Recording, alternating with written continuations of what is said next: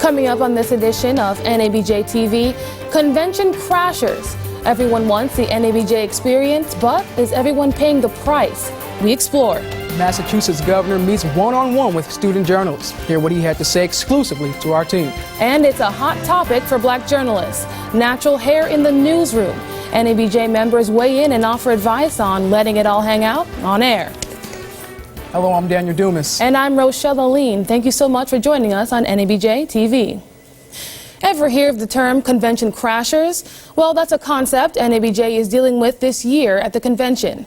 NABJ TV's Alexandria Benford explains the term and how it's being handled as members pour into Boston. Oh yeah, you can take it. For most convention goers, this is where it starts. They run into familiar faces, pick up their badges, get their convention bags, Detailed in your program, and they're on their way. But there are some who don't play by the rules and just show up without registering for the convention. It's an issue that we experience every year. We expect a certain number of attendees, and we have issues with the hotel because we have more people coming to attend our convention than are paid to attend to be here. Some convention goers understand the NABJ experience can be costly. Number one on my list was getting here. Second was having a place to lay my head. Third was registration for this convention. And sometimes people don't make it to that number 3. While registration may not be the priority for some convention goers, it is a priority for NABJ. Organizers say that unless you have a badge like this one, you won't have access to anything related to the convention, except the registration desk. There may not be a way to fully prevent convention crashers, but organizers hope people will realize it hurts NABJ's bottom line. We need you to vote with your dollars. We need you to vote for your organization and to help us out so that we continue to serve you and do bigger and better conventions in the future. As one convention goer says, you have to make the same sacrifices as everyone else to receive the same experience. Alexandria Benford, NABJ News. And organizers are encouraging those who haven't yet registered to do so on site on the second floor of the Heinz Convention Center in an exhibition hall D. Though journalists from around the country are flocking into Beantown to attend workshops, job fairs, network and fellowship, there is also a huge agenda item that needs to be on everyone's to-do list. I caught up with few convention leaders to find out the new Constitution proposals that need to be addressed. For the first time in NABJ's nearly 40-year history, the organization's constitution is undergoing major revisions. If this amendment does not get 60% of NABJ vote, we go back to the beginning. Cherry Gregg is a lawyer and reporter who helped the committee rework the Constitution. We wanted to make sure that this organization was still about journalists. We have a lot of non-journalist members, but we wanted to make sure that the power stayed in the hands of journalists, which was the mission of the NABJ founders. Key issues in the new Constitution are sparking much debate. One proposal could extend the NABJ president's term to a second 2-year stint. Changes are also envisioned for the membership structure to open the doors to new members.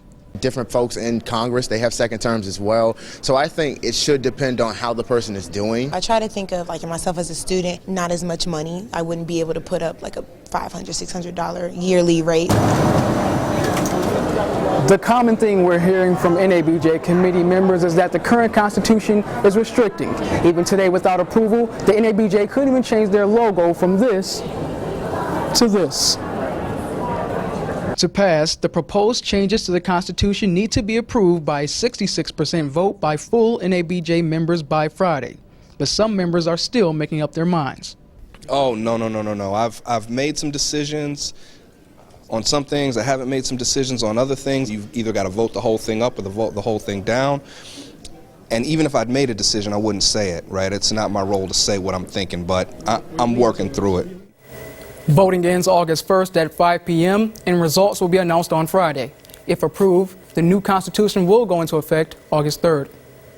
Lots of star power at NABJ's opening ceremony. It kicked off this week with remarks from Massachusetts Governor Deval Patrick, and NABJ Student Project participants got an exclusive.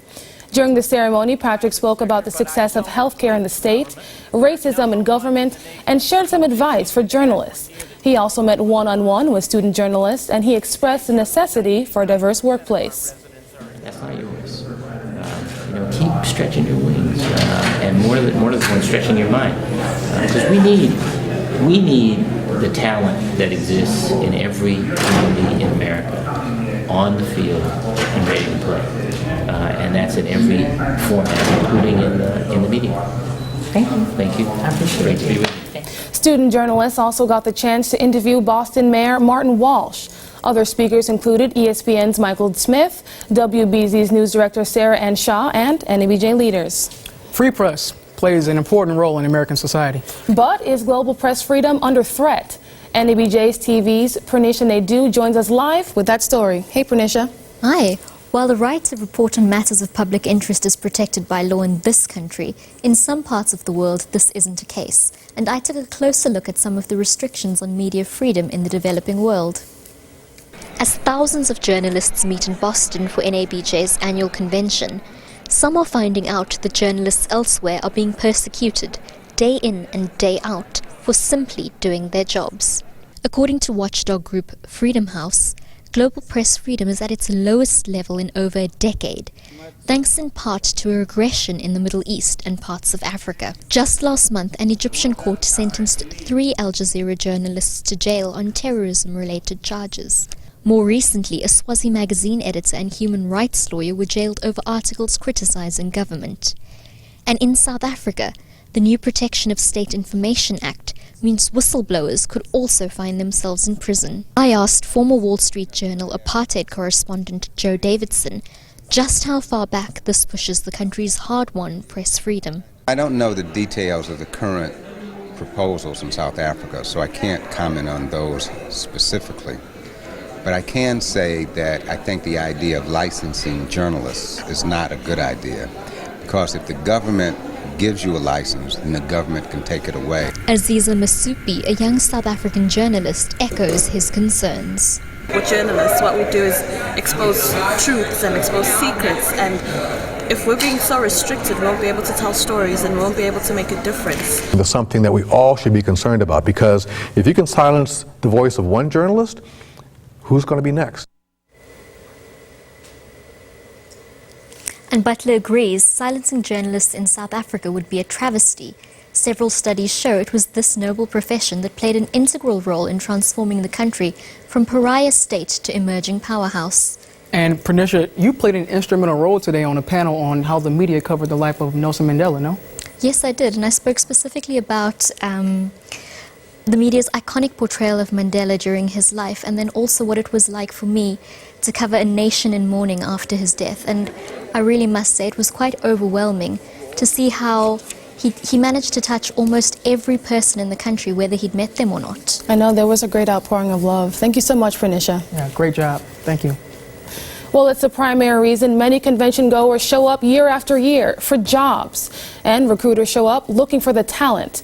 Well, I took a trip today to the NABJ Career Fair to see how effective members think it is for landing a job. 3 days, over 50 booths, and a sea of new faces.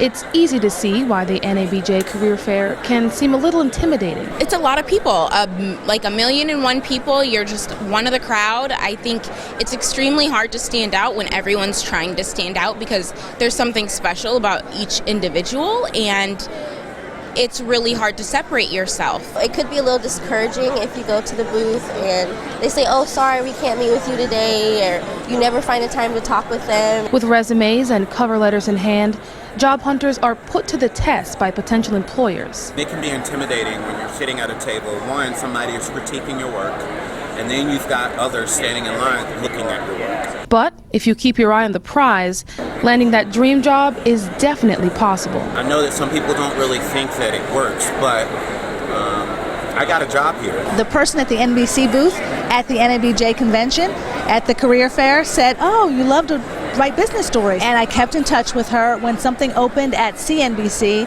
they called me. NABJ veterans say in order to be successful, you have to think beyond the interview. It's more than just the job fair. It's about networking. It's about meeting senior managers, even within your own company. It's all about networking and making contacts. And for more in-depth coverage of the job fair, visit nabjmonitor.com. Patricia, it's Friday. What can we look forward to for our weekend on weather? And please, please, please don't say rain. Thanks, guys. Let's take a look at your weekend forecast. I have a little bit of rain to tell you about.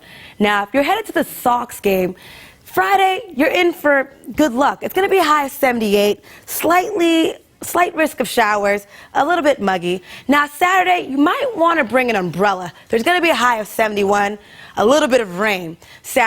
On Sunday, 8 p.m. is going to be the first pitch. It's going to be a high of 72, slight risk of showers. Now, if you're headed down the Cape with your family, to enjoy the beach, Friday might be a good day to go out. It's going to be a high of 76. Now, on Saturday, great night to have a movie night with your family. It's going to be a high of 69. Sunday, let's hit the beach again. It's going to be a high of 72. Now, others who are participating in the Pan Mass Challenge, Saturday, there's going to be a high of 74. Areas of rain, but that might be good. You might want to cool off. Sunday, same thing, high of 76. Few showers, a little bit muggy, but the showers will cool you off. Now, let's take a look at your 7-day forecast. On Friday, it's going to be a high of 83. Isolated showers, low of 59. Saturday, high of 74. Rain, most likely, low of 63. Sunday, high of 76. Again, a few showers, low of 62. Now, Monday, it's going to start to get warm again, so hit that beach. High of 82. Few scattered thunderstorms, nothing to worry about. Low of 63. Tuesday, 86. That's the day I'd go get some ice cream with my family. Low of 65. Wednesday, high of 84. A few thunderstorms, nothing to be too afraid of. And on Thursday, high of 80. Make sure you guys download our mobile app to get more updates. Back to you. Thanks, Patricia. Well, residents are picking up the pieces after a tornado ripped through neighborhoods just outside of Boston, leaving some people without a home. The 120-mile-per-hour winds damaged 65 buildings in Revere this week, but the damage wasn't quite enough to qualify for federal aid. Revere residents are looking for assistance, and City Mayor Daniel Rizzo is pushing for a deal that could provide the federal financial support. The Boston area boasts more than 50 colleges and thousands of students. It's one of the premier college cities in the U.S., but the city has come under fire for what some say are hazardous living conditions for off-campus students. NABJ TV's Rashad Harnett tells us how the city is getting involved. Charred walls and boarded up windows. It's the aftermath of a house fire last year that neighbors say still reminds them of a lost life. It is sad walking past something like this, especially the possibility of it happening to your own place, The fire killed one student and injured 15 others. Safety conditions at off-campus apartments like these are a growing problem in Boston. After the fire, a Boston Globe investigation revealed bed bug infestations, broken smoke detectors, and worse. Oh yeah, rats are everywhere. Now, the city's getting involved. They give us their name and address, so we have a very accurate database of who the landlords are, so we can be very aggressive at issuing the violations. He's talking about a new plan that requires colleges and universities to disclose the addresses of students who live off campus. One potential hazard? Overcrowding, despite a regulation that limits 4 students per unit. Rent in Boston is so high that students try to get around that by just packing people in, and it's just saving money. Saving money, maybe, but also costing lives. Rashad Harnett, NABJ TV. The Boston area has more than 250,000 students enrolled in Boston and Cambridge alone. There are 1.9 million black-owned businesses in the U.S. That's according to the Minority Business Development Agency at the U.S. Department of Commerce. NABJ TV's Alexis Rogers took a look at how the NABJ conference attendees can affect black-owned Boston businesses. Standing room only. Customers wall to wall. This is what many Boston-based black businesses hope to see while the NABJ Convention is in town. It's huge for the city because it also shows that there are organizations that view Boston as a place that's welcoming. With so many attendees exploring the city, there's an expectation of support for local business. We don't have the situation where businesses are passed down and passed along. Gail Jackson Blount helps market black-owned businesses. We don't have the institutional family growth and development of black businesses the way that many other cultures have. A lot of other ethnicities share within their income, their monies within their own community, and it's very it'll be very good for us to do the same thing, for us to continue to move forward as a people, as a restaurant, as a business, just overall. That's why the people running Boston's black-owned businesses consider the convention a rare opportunity. We have a lot to celebrate, but we also still have a long ways to go. More selling and possibly buying while NABJ is in Boston. Alexis Rogers, NABJ TV. There are more than 200 minority-owned businesses right here in Boston. For the full list, check out our website at nabjmonitor.com. And, well, we now know that many of the convention goers are now going out in Boston and trying out some of the local food. That's right. Boston is a town known for its yummy seafood, but there's much more on the menu. Oh, yes. NABJ TV's Rashad Harnett spoke with Bostonians to see which restaurants you've just got to have. The Boston. There's a variety of food options for NABJ convention goers. The steaks Salty are great dog. here. Salty dog. Boston baked beans are unbelievable. But even with all the great food options, you may have some trouble finding cuisine from back home. Langston Theard is a music student from Louisiana who says not all the seafood in Boston is all it's cracked up to be. But you said that you're really not all that impressed. I'm not, but it's the closest thing I get to being from home. My expectations are just so high because of where I'm from, being from New Orleans. It's not like your mom's home cooking, you know, like the black soul food. So it's not like that at all here. That's why Eddie Furman started up his own establishment just 6 months ago. I noticed that they were a lot lacking. Actually, we were not represented to the fullest. So my restaurant pretty much is a fusion of Southern and Caribbean. So kind of mixture of the two. There is a lack of the Southern cuisine, and specifically being that I'm from the Caribbean, so I wanted to, combine the two together and provide something different in Boston. Casting a wider net for diners who crave diversity on their plates. Rashad Harnett, NABJ TV. Boston is also known for its clam chowder, baked beans, fish, lobster, all of which I can endorse. You're making me hungry. You got to stop. Nobody does it like Boston. Well, to find out some of the spots the convention attendees actually checked out, go ahead and search our Twitter hashtag NABJSB14. Coming up, we remember the legacy of NABJ founder Chuck Stone. Plus, how convention goers and news directors feel about natural hair and the journalists who are pushing to express themselves through their locks. And the story behind the first African-American reporter in Boston. I think any chance to network and be around positive people is still relevant. So as long as we can all get together and, have mentors and mentees come together in a positive environment, it's definitely still relevant. Absolutely, because if the playing field had been level in the first place, we wouldn't have a need for NABJ. NABJ will always be relevant as long as journalists of color, black journalists, make it relevant. We should never forget the main reason why NABJ was created in the first place. Your future is here. The most diverse, cutting-edge cable news network on the planet. In front of the camera or behind the scenes, we've got interesting opportunities in every department. At Fox News, teamwork and hard work go hand in hand. Behind the camera, in the studio, stage managing, directing, working in the control rooms, there's something exciting around every corner. Your future is here.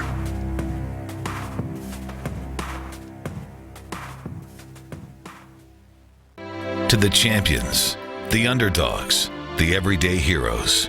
To the runners, the rowers, those who ride to save lives. To the innovators, the educators, the role models, and our kids. At WBZ TV, we celebrate you because commitment to community isn't just reporting what's happening, it's supporting those who make our community great. We're WBZ Channel 4, the news team you know you can trust.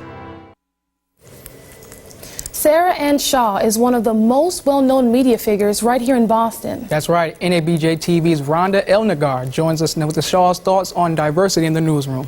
Thanks, guys. Miss Shaw is absolutely vibrant. I had an amazing time sitting down and talking with her. She is a woman who is lovable but holds no punches and always speaks her mind. Goodbye to you. All right, right here. Her face and voice set standards for Boston. In Boston, I'm Sarah Ann Shaw, News for New England. That's Sarah Ann Shaw, the first African-American on-air reporter in Boston. The year was 1969, and the station was WBZ TV. When I first started, I told them, I'm coming to work here, but if I feel that you're doing something that's detrimental to the community or not doing stories that really show the community, then I'll quit, because all you can do is fire me. Some Boston viewers tried to give her a hard time. People would look at you and they'd say, "May I help you?" And I said, "Yeah, I'm here to do an interview." And they would have this strange look on their face. "You're here to do an interview?" I said, "Yes, I'm the reporter from Channel 4. And you could tell, even though it was unsaid, you could tell that they were not expecting a woman of color. But she persevered for more than 3 decades. And from that perspective, she dismisses a talk of a world where race and color no longer matter. This is not a post-racial society. I don't care what any young person thinks, and I don't care what any person who gets a job on Wall Street thinks or in a bank.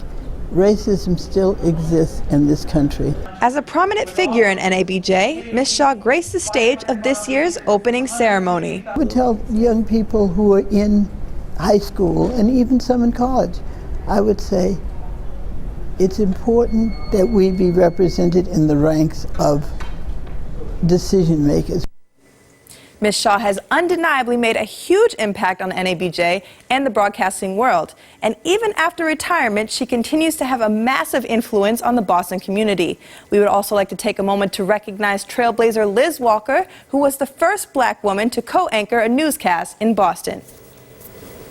And we want to make a correction. Earlier in the newscast, we said WBZ's acting news director was Sarah Ann Shaw. That should have read Sarah Burke. Forgive us. Going natural in front of the whole world. It's not something that most people do. Our Logan Wilson has a story on all things kinky, straight, and curly in news. Wearing your hair natural has become the latest trend for women in broadcasting. Today's show anchor Tamron Hall wore her hair natural for the first time on TV, and viewers loved it.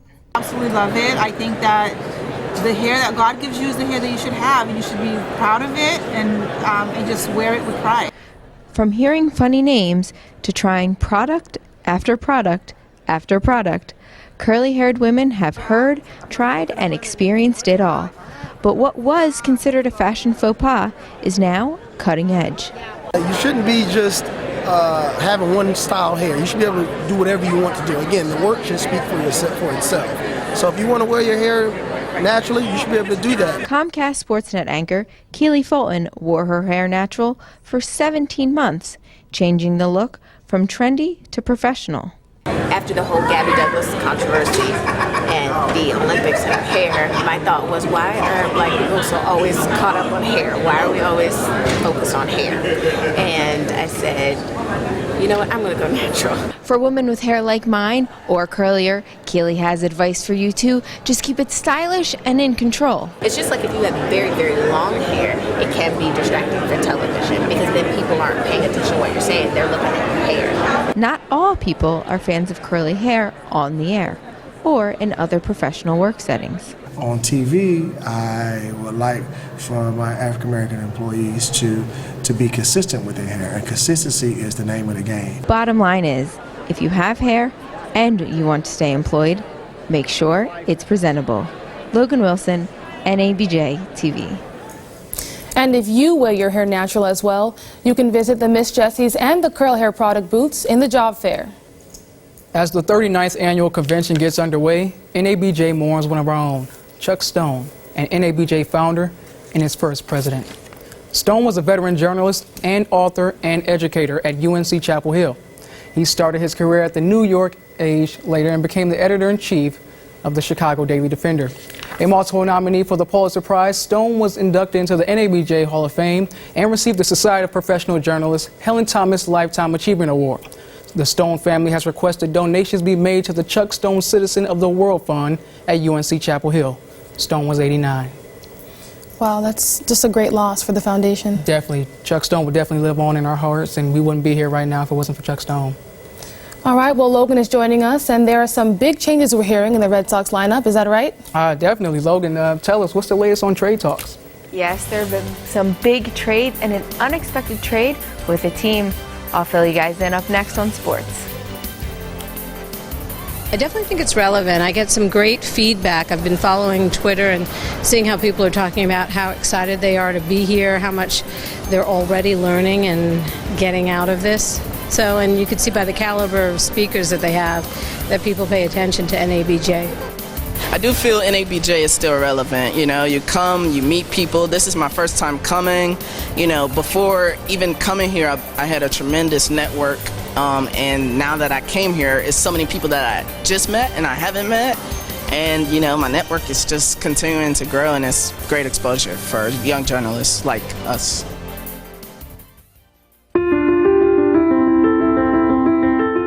What Lily and the partners are doing is really looking at how we can improve patient outcomes by increasing patient compliance. We are able to research what is being implemented at community level, and that gives us the data to influence policies that ultimately benefit the people that are living with MDR TB in South Africa.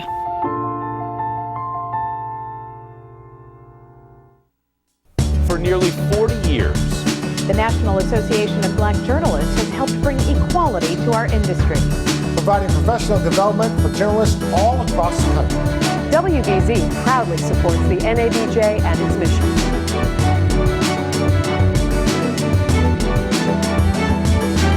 Weather on the go. The new CBS Boston weather app. Get your hourly, daily, and extended 10-day forecast. Receive severe weather warnings. Explore interactive maps and share pictures with our weather team. Download the new CBS Boston weather app now. It just seems so crazy to stand here and say John Lester has been traded, especially when he said this back in January. It seemed like a short... If that means, you know, taking a Pedroia deal where you stay here for less money to be happy and be competitive and win every year, let's do it. It seemed like a sure thing at the time. However, the Sox lowballed the lefty in spring training, and that's where things fell apart.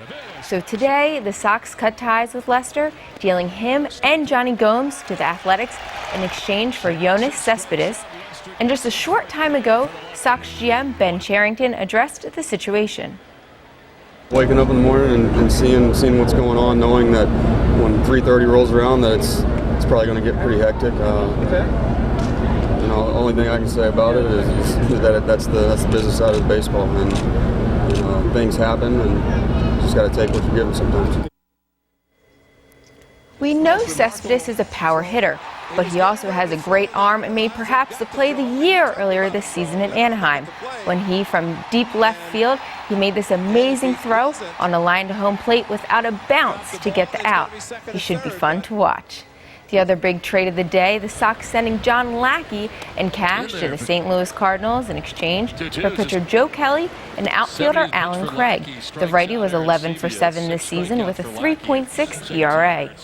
Now, what a difference a year makes. Take a look at last year's starting rotation, which of course won the World Series. John Lester, John Lackey, Clay Buchholz, Jake Peavy, and Felix Doubront. Now only Buchholz is left from the current staff. But the Sox weren't done moving pitchers.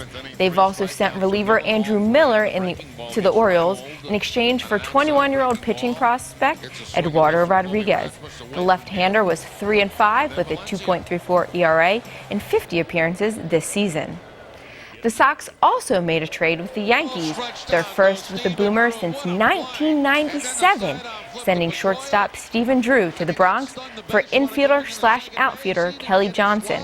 Drew was a major disappointment this season, hitting just .176 with 4 homers and 11 RBIs.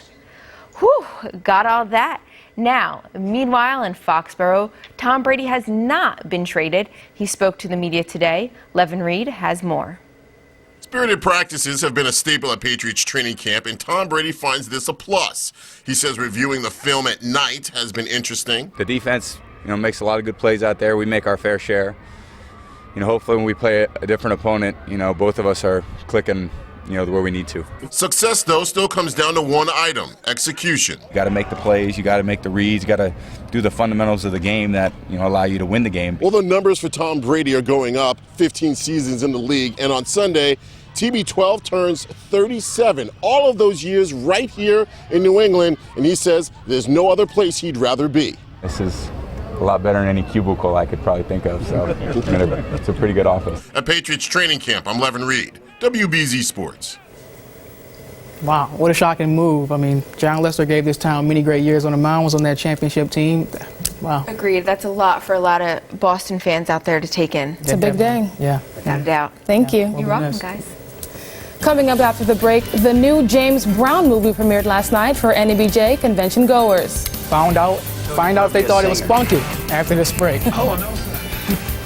NABJ is still really relevant because with the economy the way it is and the news industry the way it is, you can come here and students are getting like amazing resources, and people come here and leave here with jobs. Absolutely, NABJ is absolutely still relevant.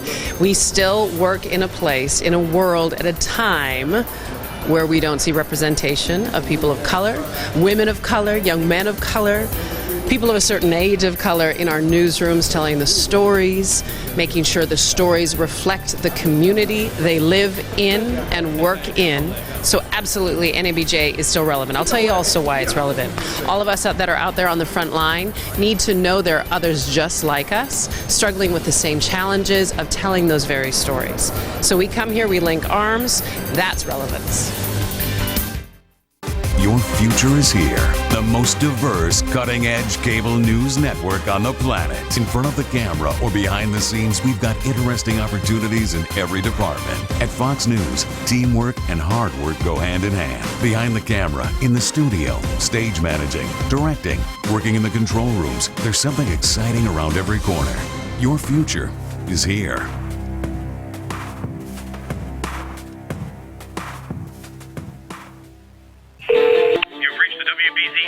Hi, this is Lauren Lemanchek. Joe Shortsley with Channel 4. How big a problem is this? This is true. Something definitely doesn't add up. She won't go on camera with it. There's just not enough evidence. We're going to have to do some surveillance. We haven't even scratched the surface of this. We have some questions that we have to ask you. They say that they lost over $1 million. Where is that money? Tonight, an I-Team exclusive.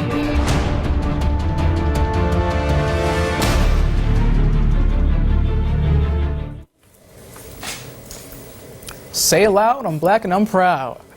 We lost a great one, but a new movie has come out to remind us of the legacy of the late James Brown. That's right, an NABJ convention host made members get on up this week to premiere of the movie about the life and times of James Brown. And we spoke to a few of those viewers to see what they had to say about the film. You do music? But as soon as I kind of started to fade, the music would start. And I think the music really made it a good movie that you would watch over and over again. I think a lot of people didn't realize a lot of maybe some of the history behind his childhood, and I thought that part of it was really interesting. But Chaz Boswick was phenomenal. He had all of the moves down. He had the carriage of James Brown. In this presentation, he was really phenomenal. It was just an opposite performance of what he did in 42 with Jackie Robinson. Get on up. His theaters this Friday. Man, I know about James Brown. My dad used to play those albums for us when we were growing up, so we definitely got down in the house. Oh, that's right. I'm so mad I missed the premiere, but I'm going to go watch it as soon as it comes out tomorrow. Definitely. We should all go together. We should. Right. Get down on our way. Well, thank you so much for joining us on NABJ TV. Oh, and we hope you take advantage of everything the NABJ Convention has to offer, and we wish you much success in your career endeavors, definitely. Good night. Good night.